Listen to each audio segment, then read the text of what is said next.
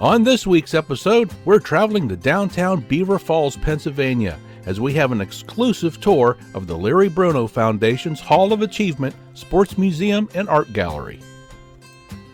Beaver Falls is not only the hometown of Super Bowl III MVP and Football Hall of Famer Joe Namath, it's also the home of countless athletes who not only hold some incredible records in their own respective sport, but who also have made a significant impact in sports history. And all that history is preserved right here where it all started, Beaver Falls, Pennsylvania. So come along with us today as we tell you a little of the history and backstory leading up to us meeting with the museum's curator, Steve Higgins, who has graciously offered to share with all of us just some of the great stories that make this museum a magical place to visit, right here on History and Relics.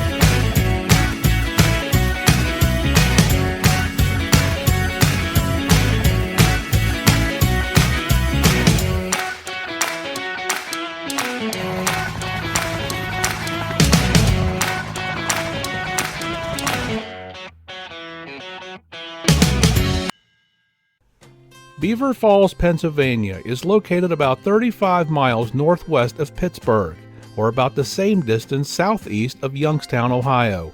Beaver Falls is widely known as the hometown of Super Bowl III champion and Football Hall of Famer Joe Namath. Joe, born May 31, 1943, was not only born and raised in Beaver Falls, but it's where his love for sports were seeded and sown. In high school, Namath excelled in sports. He was a guard in basketball, an outfielder in baseball, and a quarterback in football. Under high school football coach Larry Bruno, Namath led his Tigers team to victory in the WPIAL, or Western Pennsylvania Interscholastic Athletic League, in the Class AA championship with a perfect undefeated season record in 1960. And speaking of Larry Bruno, an East Liverpool, Ohio high school graduate, he was an All-American running back at Geneva and played in the East-West game, college football's biggest all-star game at the time. He was subsequently drafted by the Pittsburgh Steelers in 1947, but received an opportunity to teach and coach at Monaca, which is what he chose, as those positions paid much better than the NFL did at the time.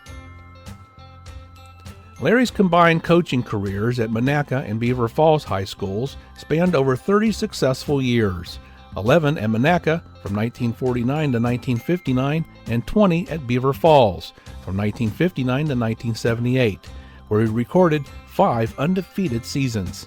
He retired in 1979, and sadly he passed away on Christmas Eve, December 24, 2010.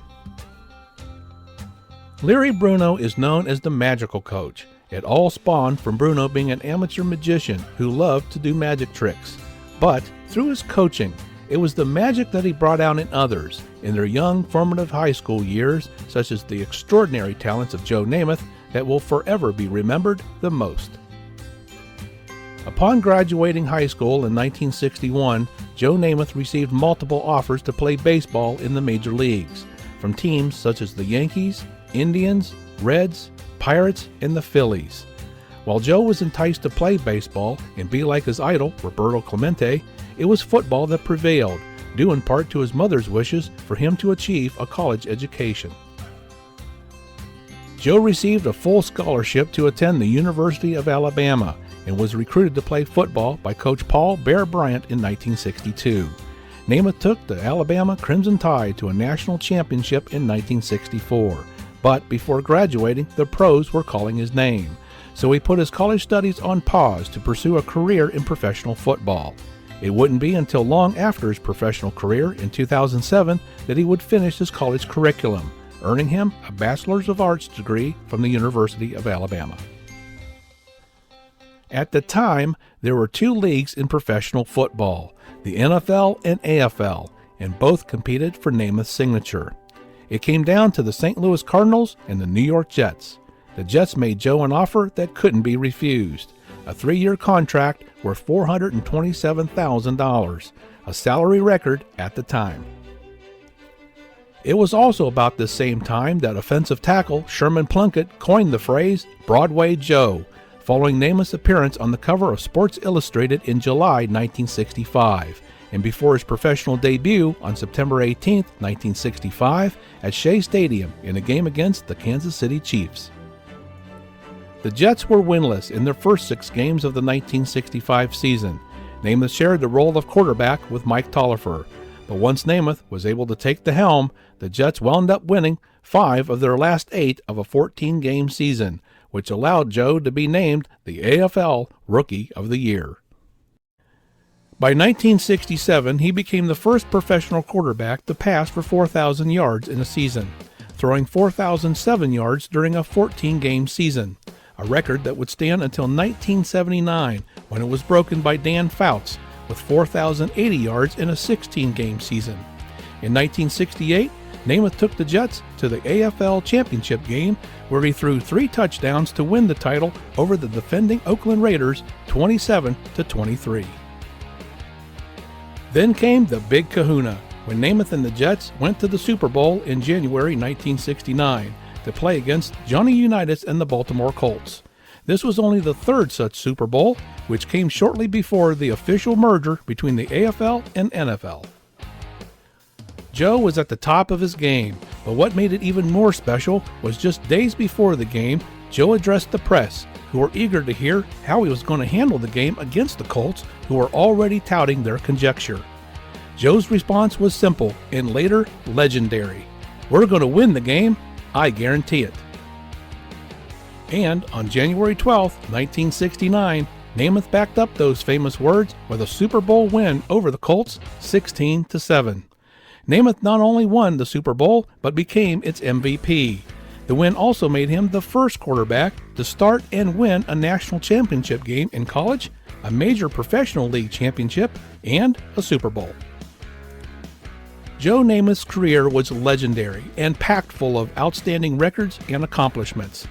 He and the Jets even played in the inaugural Monday Night Football game hosted by the Cleveland Browns at Municipal Stadium in September 1970, before a crowd of more than 85,000. Joe played with the Jets until 1976 and finished his career with the Los Angeles Rams.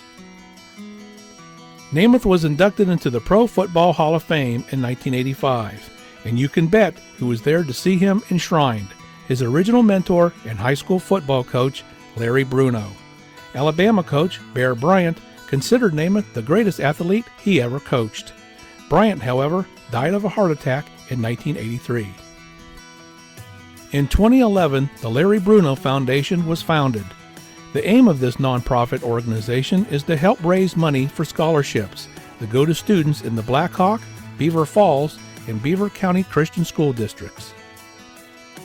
But even more important is that the foundation aspires to recognize and preserve the achievements of the Beaver Falls community members. And no place does this better than the Hall of Achievement, Sports Museum and Art Gallery, which highlights athletes in all sports with ties to Beaver Falls. Even before you set foot in the museum, you're greeted with an array of great pieces inside their window display. But upon entering, you won't believe your eyes. You'll see Greg Frankhauser's uniform from the 1984 Tigers Championship game, their championship banner signed by Joe Namath, who won it in 1960, and Greg Frankhauser for 1984. Then you'll see some awesome memorabilia, such as this trophy from Van Golemont, as well as his Letterman jacket from the University of Miami, and Dave Miller's 1968 Princeton practice jersey. But then, just stop and take in all of the various stories of the Beaver Falls alumni who got their start here and who went on to have even greater success in life. So with that, we now want to introduce you to Steve Higgins, curator of the Larry Bruno Foundation's Hall of Achievement, Sports Museum, and Art Gallery. Higgins was a three-sport letterman at Beaver Falls High School and a member of its football team in the early 1970s under Coach Bruno. He too later played football for the University of Alabama under Coach Bear Bryant as a wide receiver. So what better escort could we ask for to show us through this great museum and share with us some of the amazing stories of the various athletes throughout history who have made Beaver Falls proud? He was the first Native American baseball player ever in the Major League Baseball. And he was born in Beaver Falls in 1858. Well, here comes the Deerfoot of the Diamond, Francis Sokolis, and he challenged it. And Jim Toy's family could not produce the birth certificate to prove that his father was Indian, like he said he was. The real question is So, did one ever exist back then? so the Hall of Fame pulled his distinction from him and gave it to the Deerfoot of the Diamond. Now, the Deerfoot of the Diamond was the guy that played for the Indians, or the team that became the Indians in the teens. And what happened was they think he was used as the model, their logo, Okay. and even the name, because he played for Cleveland in the years leading up to, I think it happened in 1915s when they became the Indian. And he was a famous player. And anyway, they think that that's why they were called the Indians. But anyway, he got the distinction of the first Native American. And our Jim Toy's now second. Indy car built right on 5th Indianapolis car built probably within a stone's throw where we're standing. Was there a factory there then? Well, that was the plan. Okay. They were going to build the car. That's what you did in those days. You built race cars, you raced them, you did races, you got notoriety, then you manufactured. Well, the story goes they finished 8th, which was pretty good. Oh, yeah. And they still had the notoriety. They were famous with the Beaver Bullet. And if you go on Indianapolis website, 500 website for that year, there's all kind of stuff about it. Okay. About them. But anyway, the financing fell through. So picture this. We could have had a manufacturing plant here. Oh, yeah. If things would have went differently. Sure. The whole city would have been different. You know what I mean? I might have ended up working there Absolutely. by the time I had come up, So that's an interesting story. Then here's some of the early baseball stuff I was telling you about with the athletics and Mr. Harvey. There's Mr. Harvey. I actually met him. That's my ball. He gave me an autographed baseball. And this is actually the field behind the high school. We used to have a grandstand. People freak out when they see that. That was our high school field. What a great ball. Ed Harvey was unbelievable. He coached teams. These semi-pro teams he coached, half the team were major leaguers. That at the time, it was more lucrative to be semi-pro than it would be a pro. I can believe For that. whatever reasons, like in the 20s, he'd have 3 or 4 guys that either was pro and came to him, or left him and went to the major leagues. It was just a great level of baseball, and he was right in the middle of Mr. Hardy. Authentic uniform from 1935 that belonged to Henry Pabilski. That's a recognizable name in this area. A lot of sports Pabilskis through the years, coaches, players. So that was Henry's in 1935. That was donated. Very Still nice. in good condition. Oh, it's excellent. Excellent, for sure. Moving on, the knee-high baseball. Beaver Falls always good in baseball. What's interesting about this team was Joe Willie's brother Frank played for this team. Oh, really? And if you notice this picture down here, this was when they were leaving to go to the district game on the bus. And there's Joe's dad there. Joe's brother, I think, is right there. And look who that is. A little 10-year-old Joe Willie. Not too many people have ever seen that picture. That's a very scarce picture. But that was little Joe went to see his brother and his dad off to the big baseball game Wow. Sure, it was an exciting moment in his life, you know. That's He terrific. was 10. So that's good. Then, a little bit about baseball. He was a catcher for the Phillies. And is this John Lonnet, his house? Joe Lonnet, Joe but they Lonnet? called him Lynette. Oh, Lynette. That's just like Dorsett. Okay. That's Tony Dorsett. Now Okay. it's Dorsett. Yeah. His name all of a sudden became Lynette. We know it was Joe Lonnet. Okay. All right. That's funny. But anyway, this is Joe here. He was a third base coach when they won the World Series in '79. Yeah. He was a major league player. Just a great all-around athlete. Has a big history of accomplishments in basketball, baseball, football. Wonderful bat too, by the way. And yep, that's his bat that his wife donated to us. We were happy to get it. I believe that was a used bat, either for batting practice or a game. Definitely looks like it. Yep. And it definitely fits the bill for the mid to late 70s. Yeah, Definitely he played fits for the the bills. Phillies in the late 50s, early 60s, and then went into coaching right after that, all the way through the early 80s. Okay. He coached. So I'm not sure what era it was from. Okay. It was one of his bats. And then this was Jimmy Mutzler. He graduated in '48. Played on the undefeated or the national championship Notre Dame team in '49. He was a freshman that year. Couldn't play because you had to be a sophomore to play, but he was on the team. And that's right there where He the was, little arrow is. Yep, where Okay. the arrow is. Him and Joe Walton and Joe Lonnet were the three, before Namath came along, they were the three big stars at Beaver Falls. Jimmy went on to be captain at Notre Dame. He went into service for a couple years, and then he came out and he played for the Colts. And he had a pivotal game in the championship game, greatest game ever played. 2 big catches. This is him making a catch in that game. And then he actually caught the ball to put him on the goal line in overtime. And then Alan Amici took the next play over for a touchdown.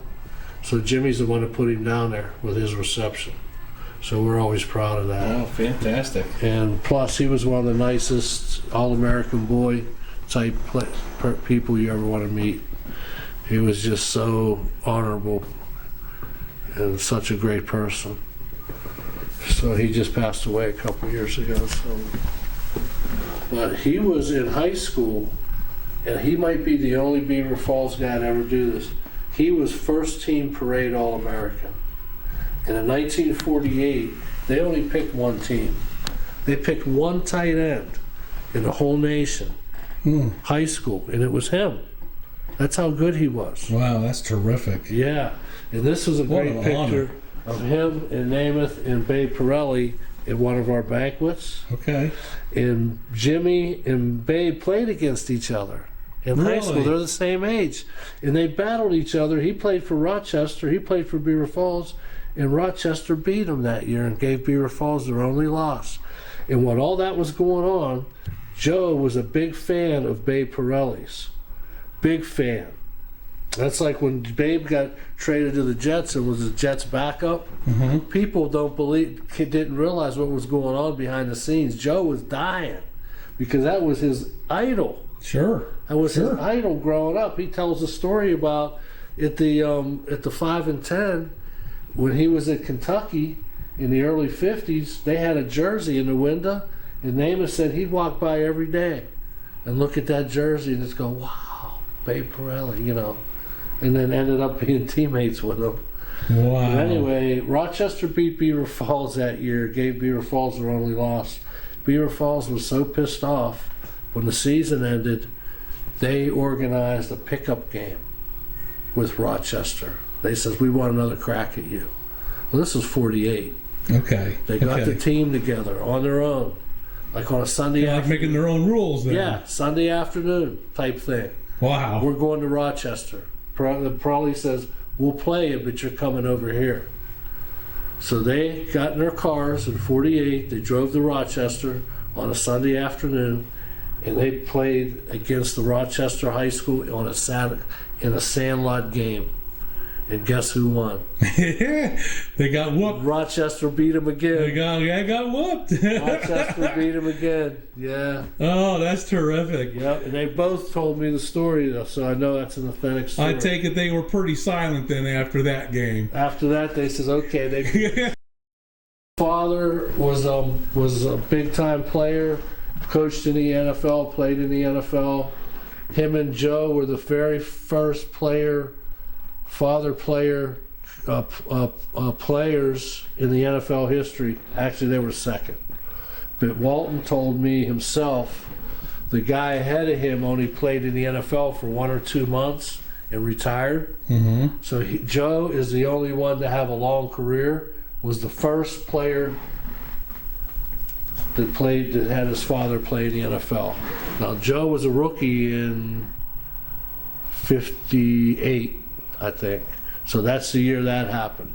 Then, when Walton became a coach in the late '60s, he was the second father-son coach in NFL history. There was one other guy that his dad coached, and he was a little ahead of Joe, but they were like pioneers. They were the first or second people to do this. They paved the way. And you figure with Walton or with Mutchler being in the greatest game ever played, these guys doing what they did in the NFL, being pioneers by being the first father-son players and coaches. These were your true trailblazers.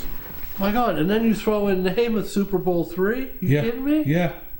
I mean, we left an indelible impression on the NFL that any other town this big, no way that you believe it. Fantastic. I think it's a great story. And this is some other paintings of the Walton.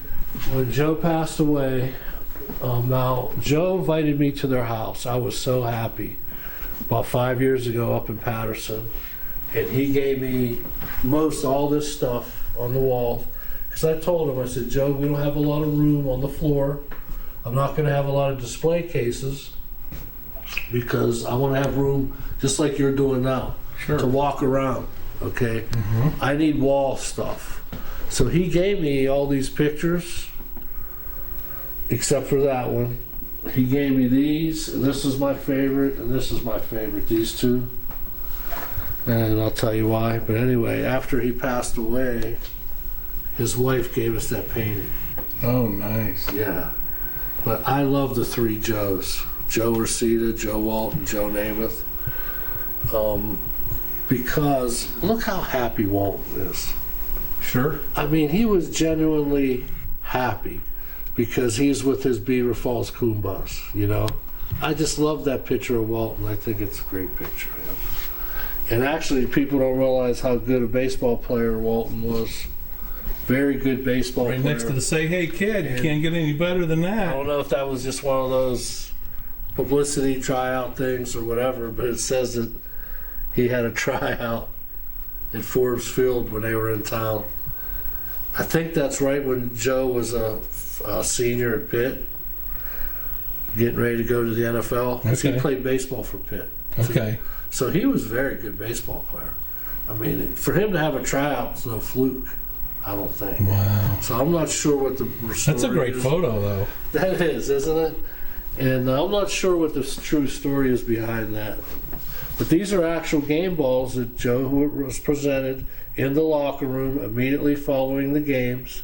One by the Jets as a head coach, one by the Steelers as offensive coordinator. And he signed that one for us.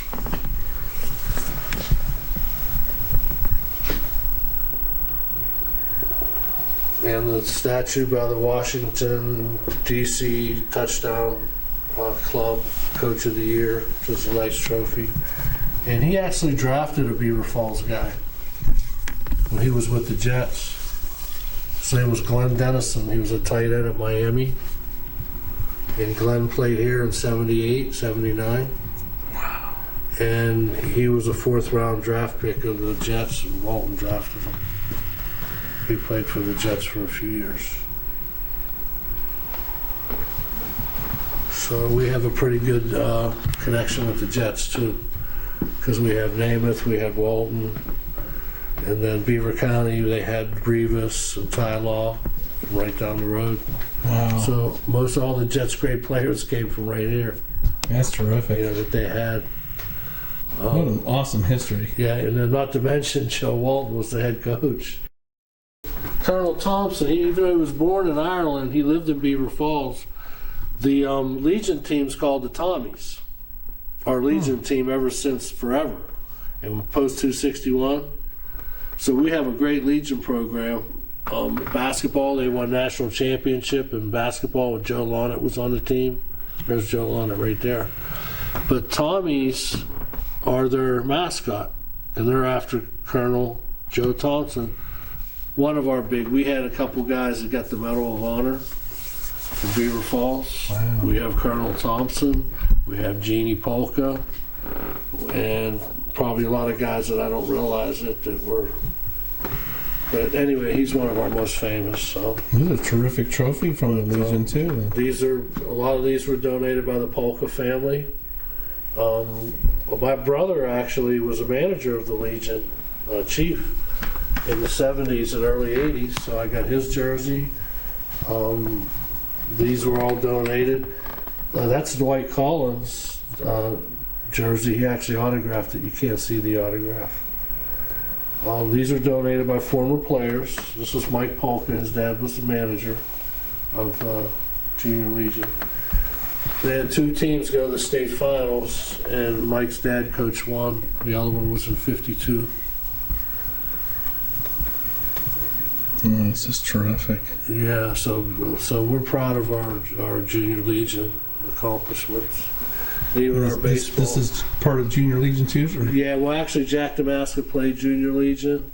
He's one of our best baseball players. He was a major leaguer. He played 1 month for the Cardinals. Okay. But that 1 month he played, and the stories he could tell are unbelievable. Oh, I can imagine. Can you believe you're looking at the guy? This is his glove.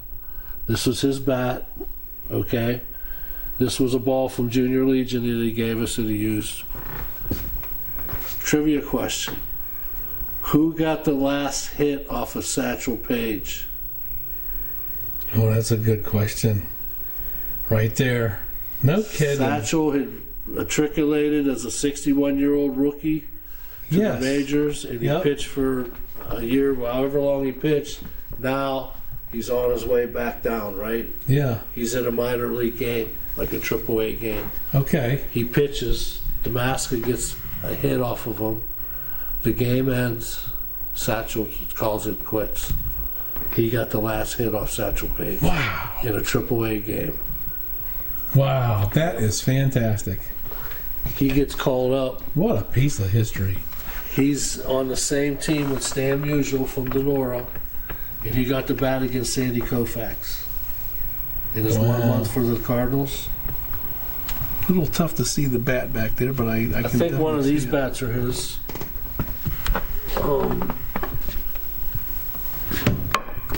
This is another Lonnet bat.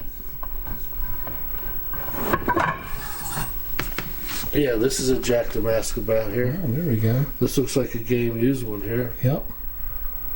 Yep. Yeah. Definitely the professional model. Yep. Has something on the end of it there. Oh, turn that around there. It's 58, I think. 1958. And he was on that great team, you know, when they won the World Series in '64, and they had Bill White, Kurt Flood, and all them guys. Mm-hmm. So he was the guy that couldn't make the majors because of them. Huh. You know, you couldn't go to other teams. You were stuck. Wow. You know, can you imagine being behind those guys? But anyway, he's a great player. He's still alive. He's doing really well. And the stories that he could tell are unbelievable. With Does he come by the museum at all? He does. He did come down. I have pictures of him. Okay. He came down with his daughter. He has Parkinson's now. Okay. And but he's amazing what comes out of his mouth. He played in the minors from the mid 50s to like the mid 60s. Like 10, 12 years, and then he got called up just for that 1 month, like in '63. Yep. You know, then he played Still playing Yeah, after but to that. play with Stan the Man, and like you said, all those stories. He got to go to camp with all those Cardinals, Bob Gibson. Yep. And Lou Brock and them guys. Well, Brock came a little later. I don't know if he played with Brock. But Bill White, they say Bill White's the second most influential black man ever in baseball. But anyway, this is a highlight film of Joe. You're getting into the Joe stuff now. Okay. And Coach Bruno made this at the request of the Hall of Fame. And when they realized that Joe would eventually be inducted, they were starting to ask for stuff. They wanted his game jersey. They wanted a highlight film. So this is a copy of that highlight film. Wow. And it's Joe in high school. And if you actually stand here and watch him, it's unbelievable how good he was. Look, he rolled to the left. He stops. Bam. He was just so good. He passed the ball right when it was supposed to be passed. His timing was impeccable. The reason the running plays were in there was, you got to remember, this is 1960. These guys were like, he was a magician with the ball. The defense had no idea where the ball was. Yeah. And him to hand off, if you watch this, he'll fake the two guys and pitch to a third. Yeah. Yeah. Or else he'll roll out and fake and roll out. You don't know who got the ball. See, like right there, you're just not sure. Bam. So that's why Coach put those running plays in there to show Joe's versatility. And there's Joe.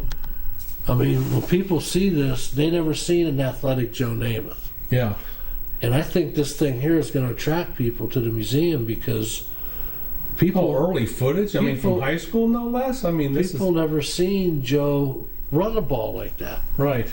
And they're amazed. They're like, oh my God, that's Joe Namath? That's awesome. There's a couple here where he sneaks, quarterback sneak.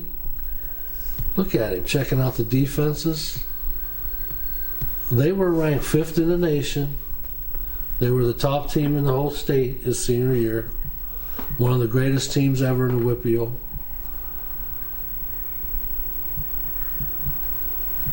You guys are so fortunate to have this footage. 63 years old. Yeah. 63 years. Yeah. That's how old this footage is. And there's no quarterback today that could match what he's doing. And that was, look at that. And that was bomb it right out there. Bomb it right out there. Yeah, he was just like boom, boom, boom, This is one of Joe's jerseys? This is a practice jersey that Mr. Ross, that donated the game, you can see the picture back there, that donated Joe's game jersey to the Hall of Fame. The night that he brought that home from the school, he brings this home. It's Joe's practice jersey. He keeps it until he donates the game jersey to the Hall of Fame. Okay? Okay. This gets taken out of the drawer in 2010 when Joe came in to get inducted into this Hall of Fame. Yes. Tommy Ross, who's good friends with the Namath family, brings this to the museum at the library at the time. Okay. And says, Joe, do you remember this? You used it in practice. He goes, yeah, I remember this. I wear this for JV games, for scrimmages, for practices. So Joe remembers wearing it. So he authenticated it as a jersey that he wore in high school. So I think that it's the next best thing to his high school game jersey. Sure. You see, there's his high school game jersey. Yes. Okay. This one's a little different. But anyway, he autographed it. He said, yeah, I remember wearing it. That's good enough for me. So that's why we have it in there. Now, these are Joe's actual game films. All 9 games, right there, right in front of you. These are all his games. Wow, look at that. Now, would the high school would record these then? Yep, these are the high school ones that Coach Bruno had that his family donated to us. And these are the only ones that exist. So these are Joe's. We have 3 of them. We have made into discs. Okay. We can watch. Okay. And this one. Okay. No, actually 2 of them. We have 3 altogether. So we have 2 games, and we have the highlight film. It's a disc that we can plug in and watch it. Nice. But the book is probably maybe our overall best item. You know, it's easily overlooked. It's the Super Bowl opus. There's only 400 copies. One was given to every Super Bowl MVP. This happens to be Joe's copy that he was given by the producers of this book. He gave his copy to us. And I could show you in the beginning all the autographs of all the MVPs. From Bart Starr to Tom Brady, It's Joe priceless. Namath to Terry Absolutely Bradshaw. priceless. It's unbelievable book. The pictures are unbelievable. It weighs 80 pounds. We had this cabinet built especially for the book. Sure. It's supposedly the greatest sports book ever produced. Again, Joe donated his copy to us. We're lucky to have it. Photographers contributed. The very best writers contributed. It is the best sports book ever produced. And as far as I know, John, this is the only place that it's displayed anywhere. Anywhere. So none of the other players have their personal books displayed anywhere. No. I mean, I'm sure there's some out there now. We have the boxes came in with all the tags.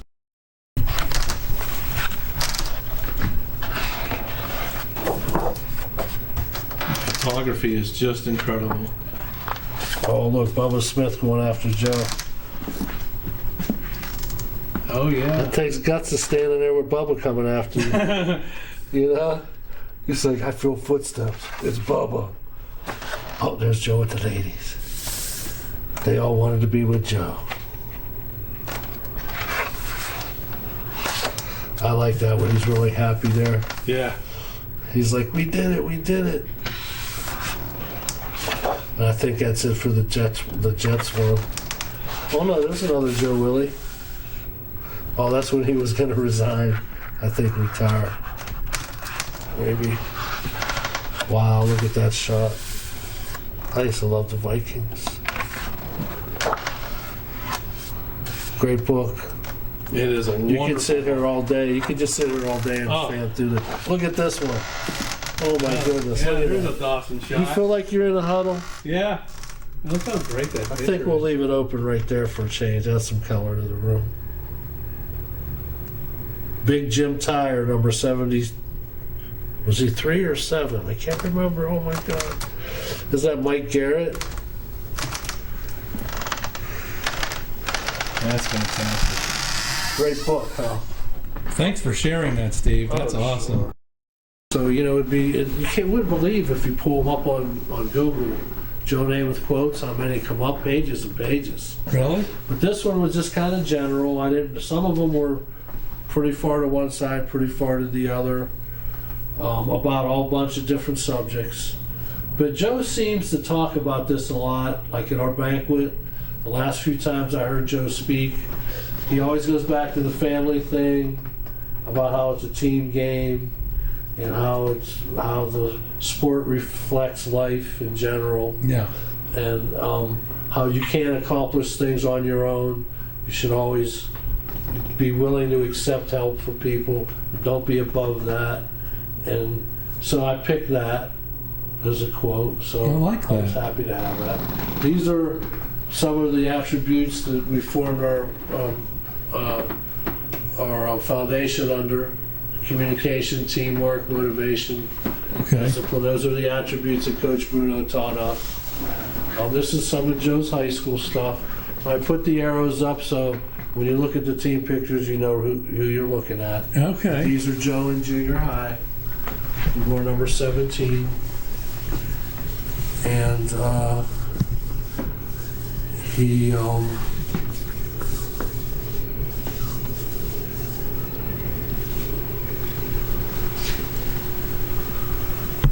he was a quarterback then, and he really didn't start like blossoming until he was halfway through his sophomore year, and then they started noticing improvement from him. I like this shot here where he's kind of like, there's Mr. Joe Cool right there with the shades going But if on. you notice, this one here, that's his team picture. Yeah. Lonnie Hoag's a good friend of mine. He's still around in New Brighton. Okay. His brother and I. He says, if I would have known that picture was going to be shown that many times, I would have sat next to Joe. But you notice this one is Forbes Field. This is Okay. after the championship game. There's Joe there. But you can see the scoreboard. That's how you know it's Forbes Field. But this was Chakrin, the coach. He was a Geneva quarterback in 26. It was Cal Hubbard. So he was a great athlete. But anyway, these are Joe in sophomore year. And you notice his junior year, he has the shades on as well. People don't see that picture as often. You got to come here to see that.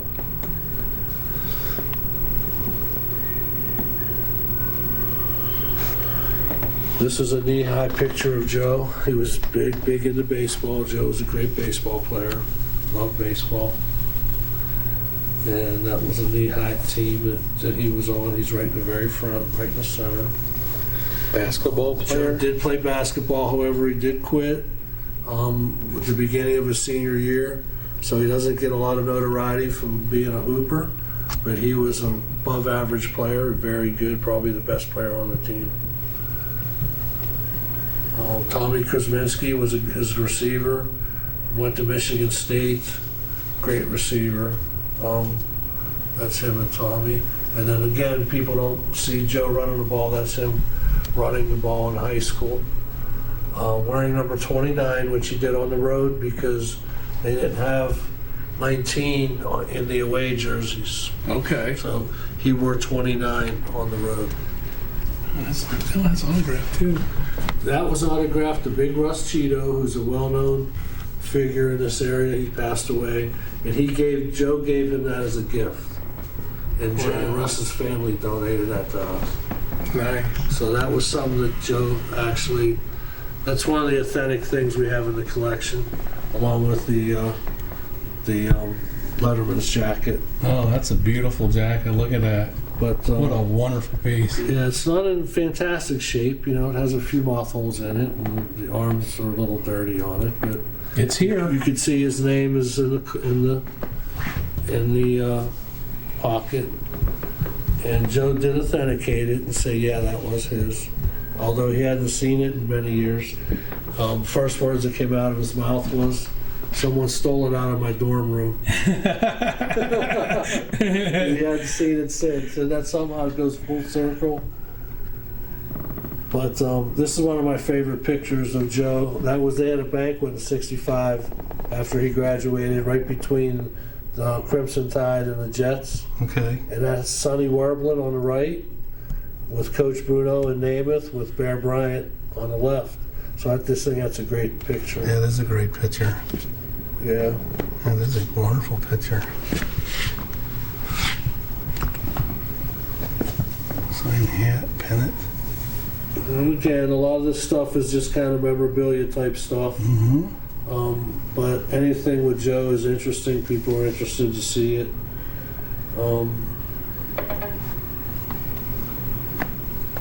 He's good with the signing, so he signs stuff for us if we need it signed. So he's very generous as far as that goes. But I try to set the stuff up high school, college, and then you move on to the Jets. Then we move on to the pros here. So you Look at got this. some of the Jets stuff, and a lot of this was in the high school that they took down and gave to us. Like this was a gift from the high school, and this statue was a gift from the high school. And these autographed Sports Illustrated were gifts. Now the statue, was this a trophy just given to Joe? Well, I don't know, because the school gave us that, and I don't know too much history behind it, where they got it. But we did get that from Beaver Falls High School. That's fantastic. Here's his helmet. Autographed Signed helmet, yeah. So, I mean, it's just not Joe's helmet, it's just a helmet that he signed for us.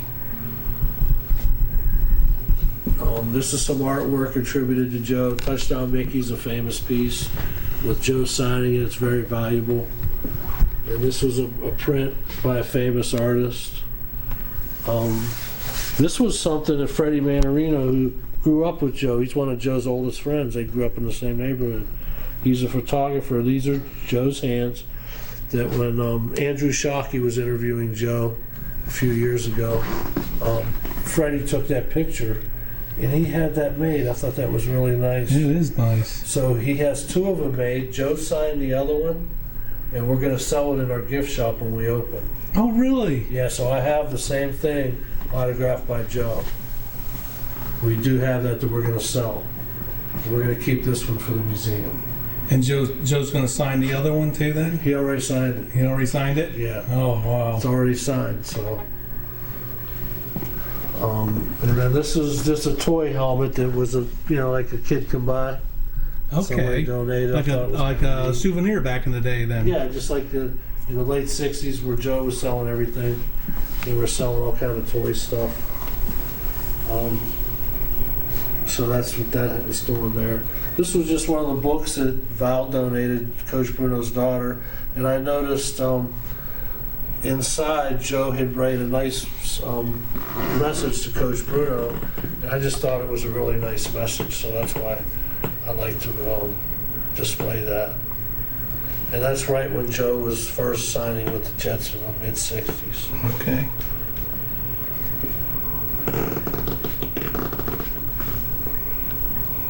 Very nice. Mm-hmm. It's just a regular book. It's an old book. The cover's ripped, but it's really special because Joe, wrote that nice message to Coach. The banner is right from the Hall of Fame. George Veras, who's the vice president now, he was in town in 2011 when we inducted Joe. Okay. And he brought this with him, and he gave it to us, told us we can keep it. So that's from the Hall of Fame.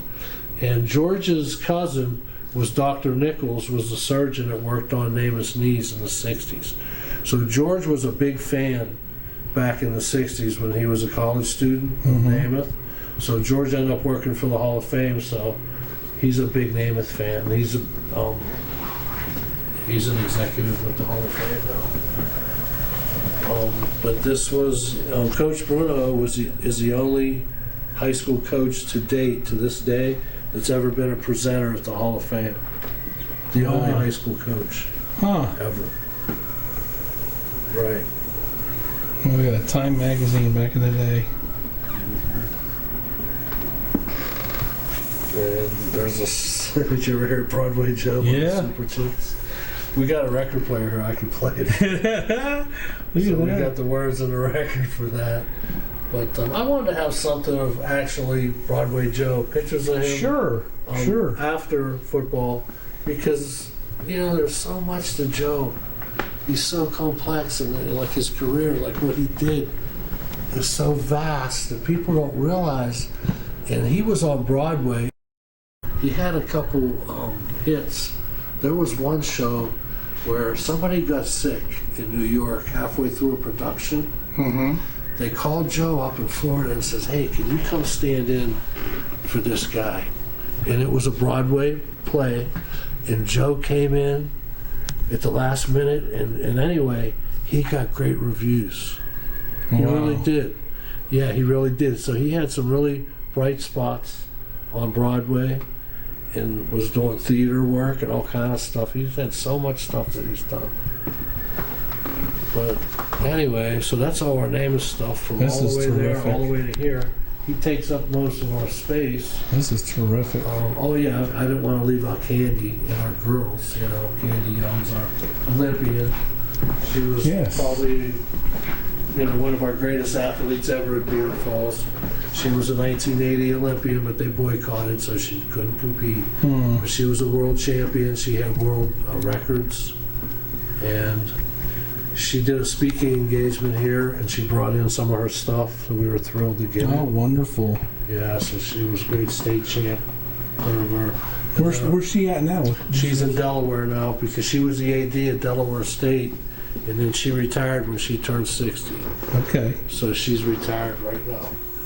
And then our girls' gymnastic program was the very first state champions in the history of Pennsylvania. They didn't have a girls' tournament until '77, and when they finally got around to having it, Beaver Falls was the first winner ever. For the first 2 years, we were the state champs. Wow, that's awesome. So that was What a something great recognition. that we're really proud of. Yeah. Oh, you have every right to be proud of that. That's Yeah, great. So, and this is some of the stuff from the girls. And this was from the banquet where Joe, oh, he was in his glory, man. Look, they all showed up. We had 12 girls from the team. Usually when we honor a team, a couple guys show up. Yeah. But all the girls showed up, and Joe was right there with them, and he was loving it. It was great. And they was loving him, too. This is some great items. Right. This is beautiful. Paula, she went to West Virginia, and she was a great gymnast at West Virginia University. And she was great. Terry Turconi went to Florida, and Luann Gazzetti went to Alabama. So that was just 3 of their good gymnasts. They were some of the best in the whole nation. Ooh. Kyle Hubbard at Geneva, Geneva's right here on the hill. We're very proud of him. The only man to be in both Hall of Fames. He actually lived in Beaver Falls. He had an umpiring school in Beaver Falls. He was probably maybe the greatest umpire that ever lived. I mean, before 1950, he worked in like 5-6 World Series.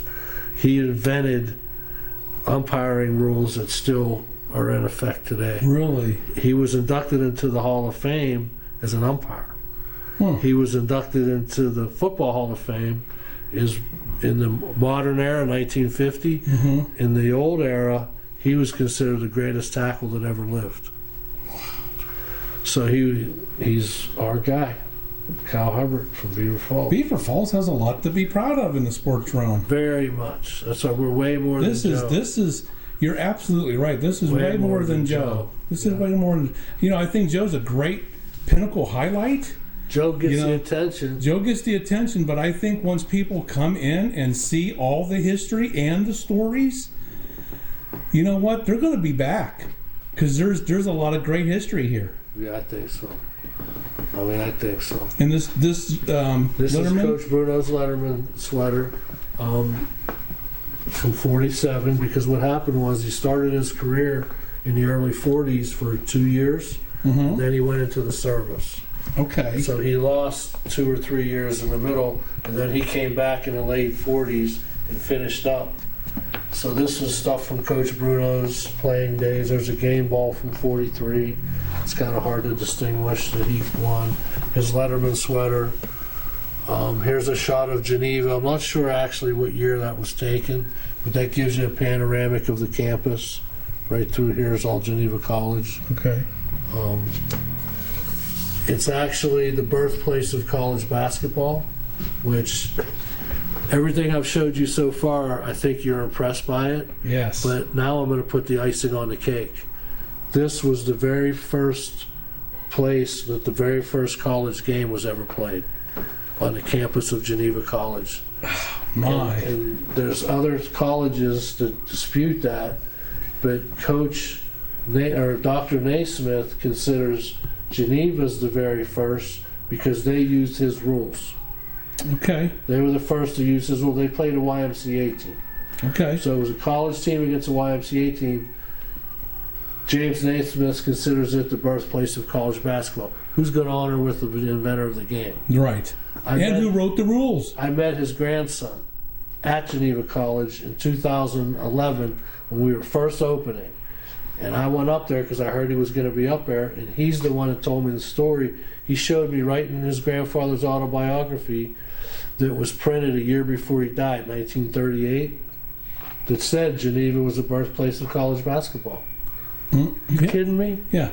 But see, they don't go crazy touting it. If you go up there, you ever go up to the trophy room? It's really nice. Okay. They got some really nice stuff. By the way, Johnson Gymnasium's still there. Okay. The gymnasium is still there. Wow. On campus, okay? Huh. But anyway, it's the birthplace of friggin' college basketball. You kidding me? Man, things just keep getting better.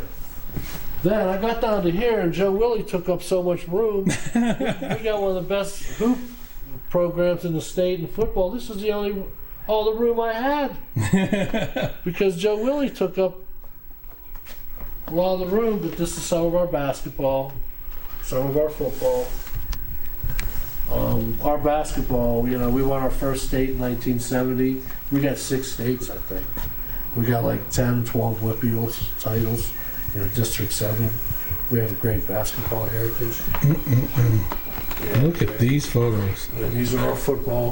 Look at these photos. Football guys. And we're going to go for our 700th win next season in school history.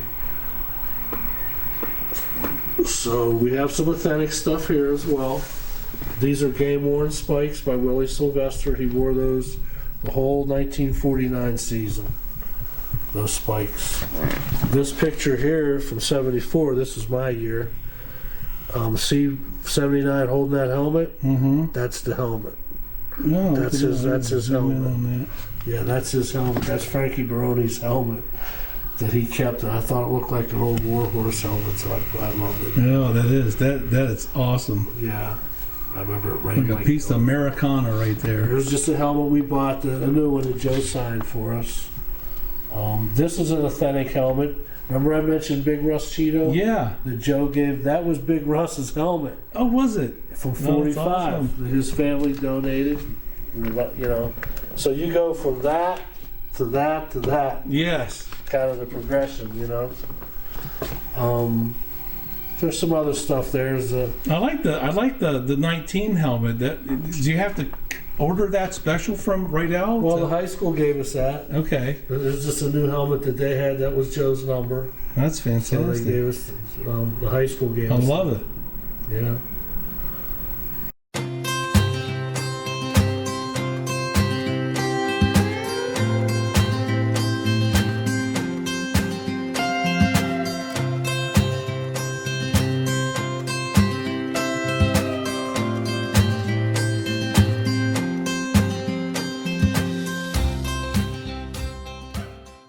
Of course, I didn't mention Coach Bruno's stuff, but he was a magician, an amateur magician. Was he really? Magician.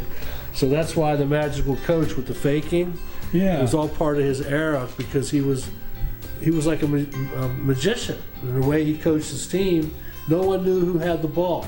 When you played Beaver Falls, defensive coaches hated playing us because they couldn't find the ball.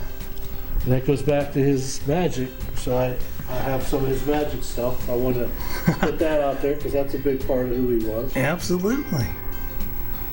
And again, Joe signed stuff, for us, and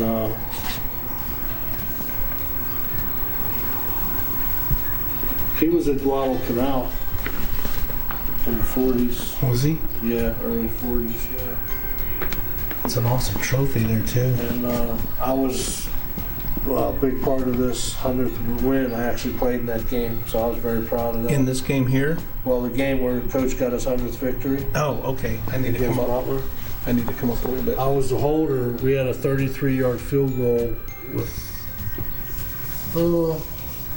maybe about a minute to go, but it was in a driving rainstorm.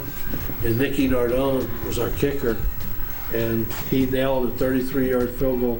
Mike Vion snapped it. I was the holder. Nicky kicked it, and we won 3-0. And it was Coach Bruno's 100th win. Wow. Yeah, so I'll always be proud of that. That is something to be proud of. Wow. What great stories and great memorabilia here at the Larry Bruno Foundation's Hall of Achievement Sports Museum and Art Gallery. Thank you to Steve Higgins for this exclusive tour and sharing with us just some of the history that makes Beaver Falls proud. We also like to send a special thanks to the Larry Bruno Foundation itself for allowing us to put this program together to share with all of you. Access to the museum is by appointment only at this time. If you would like to pay a visit, please call 724-732-6040 to schedule your tour. The museum is located at 1112 7th Avenue, Beaver Falls, Pennsylvania 15010. This is a new location dedicated exclusively for the museum. Steve and the museum staff welcomes you, and they cannot wait to share with you all the magic that this museum has to offer.